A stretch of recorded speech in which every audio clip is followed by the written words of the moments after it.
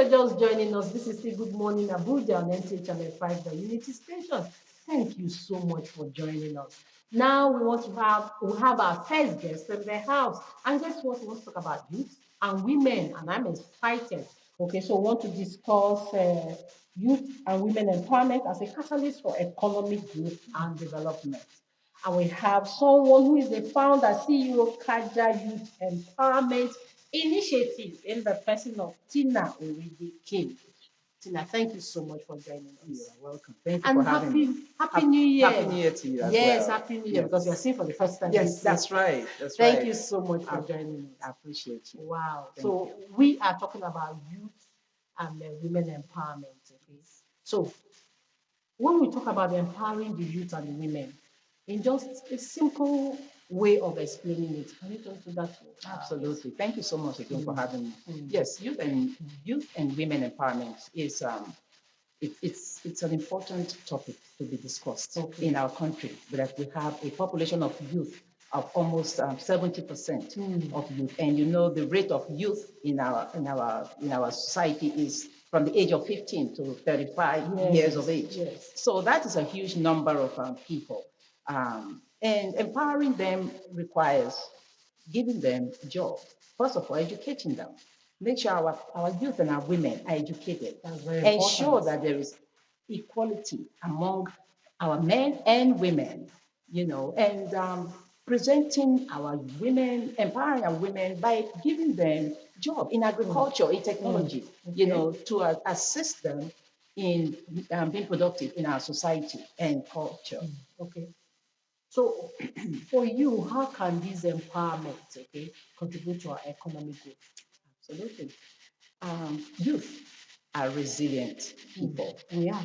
We are resilient people. Nigerian youth, That's yeah. correct. And with the kind of population we have in our youth, even when they are going through situations, you see them still striving to do better. Yeah. So with that I always say to our people in my office that our youth are strong. We Our are very, youth, very strong. yes, and KGL, we are mainly made up of with women and youth Okay. as our staff. Okay. Because, for example, you can't go into somebody's backyard to hold a party without informing them first. Yeah. So how do we do that? We ensure that we partner with government and state government, federal government, to ensure that we bring jobs and education into the lives of our youth, to impact our youth and our women, and make sure that we give our women the resources they need, tools in the microfinancing, for example, Okay. agriculture, give them a farm, supporting, that's right, support system to enable them to produce food for their family and their communities. That is how we grow as a nation and as a society and as a culture. Okay. Now, for you, Yes. what would you say are the key factors that are hindering this empowerment? Because we've heard a lot of empowerment, we want to empower the youth, we want to empower the women. That's right.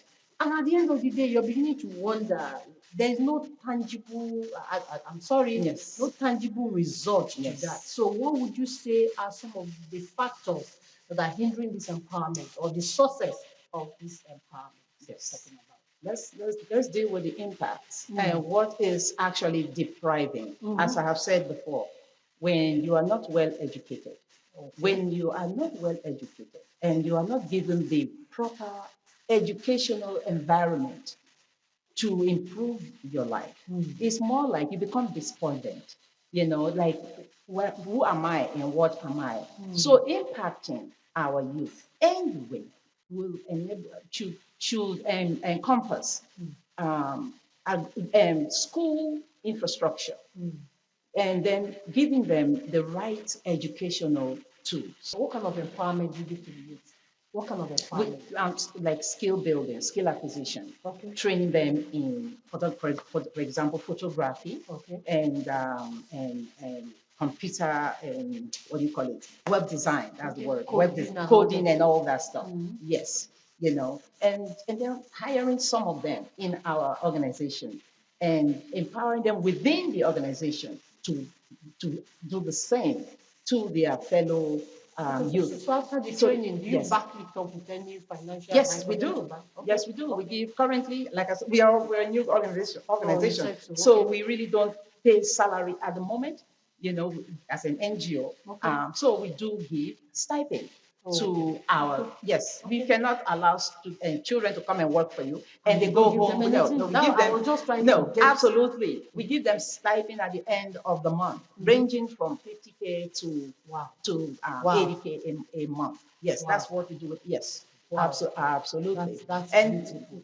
like, for example, if I go out with my staff, for example, the whole day, and they have, been away with me, traveling from place to place, running errands and activities. At the end of the day, with them, even their monthly stipend, I also give them sometimes 5K, sometimes 6K at the end of the day. Just to encourage them. Yeah. To encourage them. Yeah, because we see why I'm interested is when you tell them, come for computer training. Yes. Transportation is not provided, feeding is not provided. By the time they come 1 or 2 weeks, they stop. That's right. They stop. Absolutely. Because they need the money. They need it. They need money for transportation. They need money for feeding. If not, then they will fall into that quick rich get rich quick scheme that they get into, which we cannot accept. You have answered. Absolutely.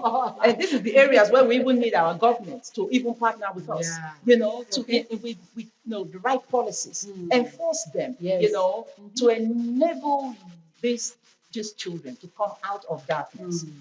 Our children cannot be doing that. They cannot. Absolutely not. And parents, we are encouraging parents today to please keep our sons and daughters from the streets.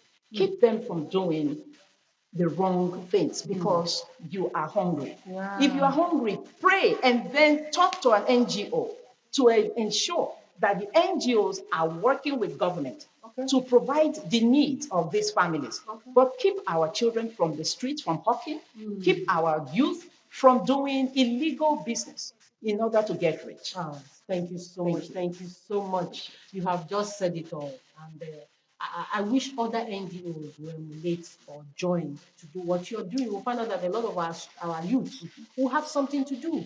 And I want to also add that the government, please, what we're saying now, what we're hearing about our youth is not what we're supposed to hear. Absolutely. Because we have all it takes. Our youth are just too intelligent for them to do what. So it's good for us to tap into their intelligence. Thank you so much. Thank you. So we've been discussing youth empowerment as a catalyst for economic development. And definitely that's just what we need for our economic development. I'll be speaking with Tina Orode King. She is the founder CEO Kaja Youth Empowerment Initiative.